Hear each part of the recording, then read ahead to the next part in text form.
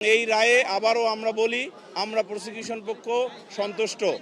Yes, এই মাননীয় tribunal এই রায় ঘোষণার শুরুতেই বলেছেন যে শিশুদের অধিকার বা শিশুদের রক্ষা করা একটি রাষ্ট্রের মৌলিক উদ্দেশ্যগুলোর একটি, এবং আমাদের এই রাষ্ট্রেরও মৌলিক উদ্দেশ্যগুলোর একটি হলো আমাদের যে ভবিষ্যৎ প্রজন্ম শিশুদের রক্ষা করা।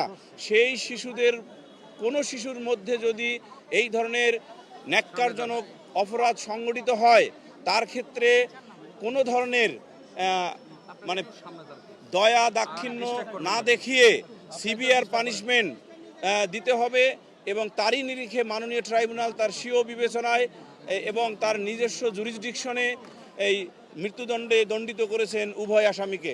আমাদের সংবিধানের আর্টিকেল 31-এর দিকে তাকাবেন, ওখানে 18টা মৌলিক অধিকারের মধ্যে আর্টিকেল 31 হলো একমাত্র আর্টিকেল বা ফান্ডামেন্টাল রাইট, যেটাকে বলা হয়েছে ইনএলিয়েনেবল।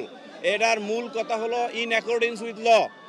এই মামলার পরবর্তী কার্যক্রম হাইকোর্ট বিভাগে যাবে, আপিল বিভাগে যাবে, এবং পরবর্তী পর্যায়ে রাষ্ট্রপতির নিকট যাবে কিনা সেটার এই যে প্রসেস, এইটা হলো ইন অ্যাকর্ডেন্স উইথ ল। এই ইন অ্যাকর্ডেন্স উইথ ল এর যে ডিউ প্রসেস অফ ল, এটাকে আমরা কিন্তু বাইপাস করতে পারবো না। এবং রাষ্ট্র হিসাবে সভ্যতার নিরিখে আমরা যে রাষ্ট্রে বসবাস করতেছি, যে রাষ্ট্রের আইনগত কাঠামো আছে, সেই কাঠামোকে কিন্তু আমরা বাইপাস করতে পারবো না। সুতরাং ভবিষ্যতে এটা দেখা যাবে সদাশয় সরকার এবং বিচার বিভাগের যিনি গার্ডিয়ান মাননীয় চিফ জাস্টিস এটা কিভাবে দ্রুততার সহিত করবেন, আরও অন্যান্য মামলার সহিত যেটা আপনি প্রশ্নে বলেছেন সেটা কর্তৃপক্ষ তার নিজস্ব বিবেচনায় এটা করবেন। এই ব্যাপারে আমাদের মন্তব্য করার কোনো ডোমেইন বা এখতিয়ার নাই।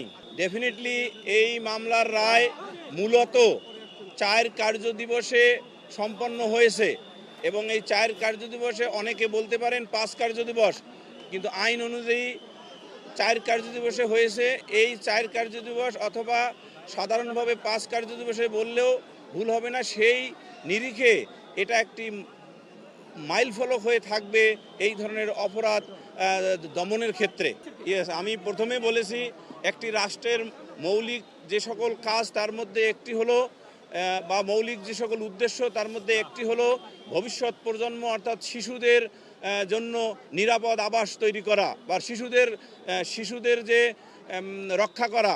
সেই শিশুদের উপর কোনো শিশুর উপর যখন এই ধরনের ন্যাক্কারজনক ঘটনা ঘটে তখন রাষ্ট্র কিন্তু অতি দ্রুততার সহিত যে পদক্ষেপ নিয়ে এই বিচার কার্যটি সম্পন্ন করতে সহায়তা করেছেন, সেই বিচারে মাননীয় ট্রাইব্যুনাল যে রায় দিয়েছেন আজকে, সেটা অবশ্যই একটি মাইলফলক হয়ে থাকবে।